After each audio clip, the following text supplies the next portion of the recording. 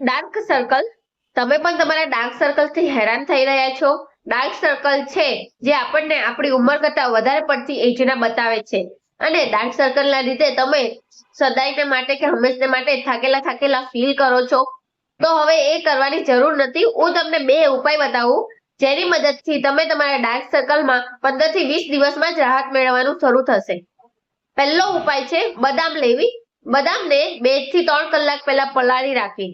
હવે બદામને પીસીને તેમાં vitamin E ની એક કેપ્સ્યુલ નાખી આમને બરાબર મિક્સ કરીને આંખની ફરતે લગાવવામાં આવે તો તમને ડાર્ક સર્કલમાંથી રાહત મળી શકે છે.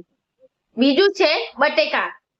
બટેકાનો રસ એ સૌથી ઉત્તમ ગણાય છે પિગમેન્ટેશન અને ડાર્ક સર્કલ માટે, કારણ કે બટેકું એ ખુદ નેચરલ બ્લીચિંગ એજન્ટનું કામ કરે છે.